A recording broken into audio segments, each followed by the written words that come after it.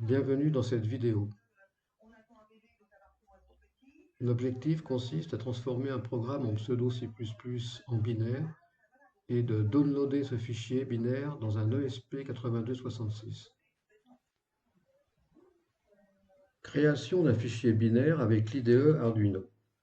Afin de pouvoir téléverser ou downloader ce fichier directement dans un microcontrôleur, par exemple un ESP01, sans utiliser l'IDE Arduino.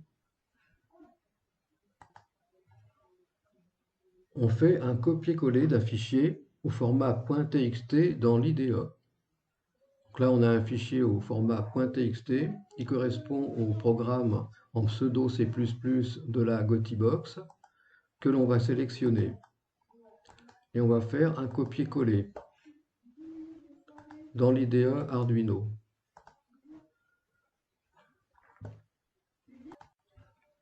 Ensuite, on compile ce programme, ce qui consiste à transformer le langage source en pseudo C++ en binaire. Pour cela, on clique sur la petite flèche en haut à gauche de l'écran.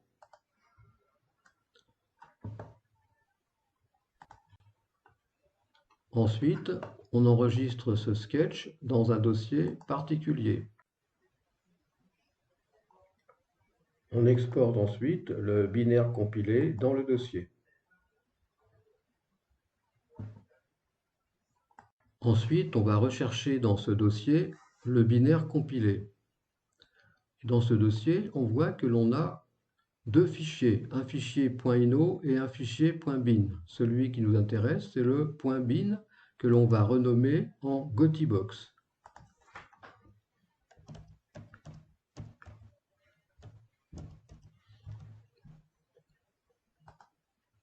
Une fois que ce fichier binaire a été nommé, on n'a plus qu'à aller le rechercher avec un bootloader afin de le téléverser dans l'ESP01.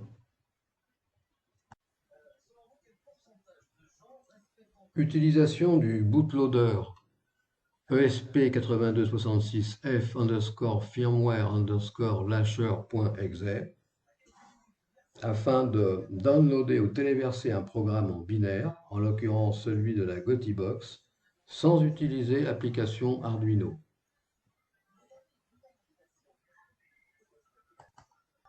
Une fois l'application exécutée, on arrive dans cette fenêtre où l'on a plusieurs onglets. Un onglet Opération, un onglet Config, un onglet Advanced. Nous allons commencer par configurer le port série en cliquant sur Opération. Et là, on doit sélectionner le bon port COM. En ce qui me concerne, c'est le port COM11 qui va me permettre de communiquer avec l'ESP8266. Ensuite, on va dans Configuration. Et là, on doit décocher Internal Node MCU qui permet de flasher un microcontrôleur ESP8266. On décoche cette case et on coche la case Path of Binary File. Ensuite, on clique sur la petite roue dentée et on va rechercher notre fichier binaire. Je sélectionne la GoTiBox et on sélectionne l'adresse de départ où va s'enregistrer la première instruction du programme dans l'ESP8266. Une fois cette opération terminée, on clique sur Advanced et on sélectionne la vitesse de transmission de 115 200 bits par seconde. Ensuite, on retourne dans Opération et on clique sur Flash. Cette fenêtre doit s'afficher à l'écran avec une barre horizontale qui nous indique la progression du téléversement dans l'ESP8266, qui peut être un ESP01, un Wemos D1R1, un Node MCU, etc.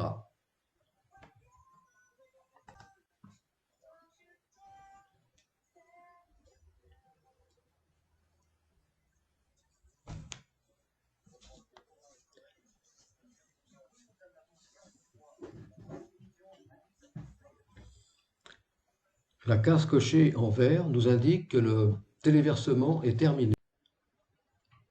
Que ce soit avec l'IDE Arduino ou un bootloader, pour téléverser ou downloader un programme dans un microcontrôleur ESP01, nous avons besoin d'un circuit complémentaire, comme indiqué sur l'écran. En 1, nous devons connecter le ESP01 sur le circuit. Ensuite, on ferme l'interrupteur 1 prog. Ensuite, on appuie sur P reset, la LED jaune s'allume. À partir de là, on peut téléverser le programme dans l'ESP01. Une fois l'opération terminée, on ouvre l'interrupteur I et on appuie sur P pour faire un reset. Et la LED jaune s'éteint.